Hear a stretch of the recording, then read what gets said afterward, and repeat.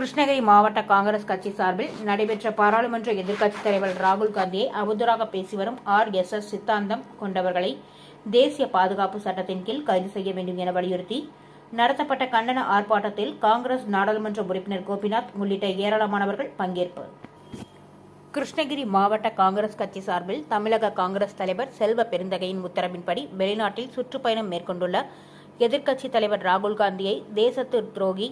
என பேசிய RSS சித்தாந்தம் கொண்ட தமிழக பாரதிய ஜனதா கட்சியின் மாநில பொறுப்பாளர் ராஜா மற்றும் மகாராஷ்டிரா மாநிலத்தைச் சேர்ந்த தர்வீந்தர் சிங் மார்வா ஆகிய இருவரையும் தேசிய பாதுகாப்பு சட்டத்தின் கீழ் கைது செய்ய வலியுறுத்தி மாபெரும் கண்டன ஆர்ப்பாட்டம் நடைபெற்றது. கிருஷ்ணகிரி புதிய பேருந்து நிலையம் அருகில் நடைபெற்ற இந்த கண்டன ஆர்ப்பாட்டம் காங்கிரஸ் நாடாளுமன்ற உறுப்பினர் கோபிநாத் தலைமை வகித்தார். மாநில பொதுச் செயலாளர் ஏகப்ப வாணன், மாநில பொதுக்குழு ரகு, மாநில செயலாளர் ஆறுமுகம், முன்னாள் மாவட்ட தலைவர்கள் நாஞ்சில், கிருஷ்ணமூர்த்தி, குமாரவேல், நாராயணமூர்த்தி, முன்னாள் அகில இந்திய காங்கிரஸ் உறுப்பினர் துரை என்ற துரைசாமி, நகர தலைவர் லலித் ஆண்டனி ஆகியோர் முன்னிலை வகித்தனர். மேலும் இந்த கண்டன ஆர்ப்பாட்டத்தின் போது ராகுல் காந்தி அமெரிக்க சுற்றுப்பயணத்தின் போது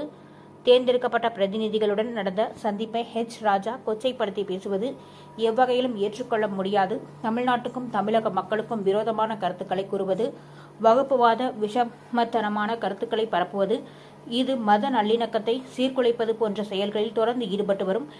ராஜாவின் பேச்சை இதோடு நிறுத்திக் கொள்ள வேண்டும் என பாராளுமன்ற உறுப்பினர் கோபிநாத் எச்சரிக்கை விடுத்து கண்டன உரையாற்றினார்.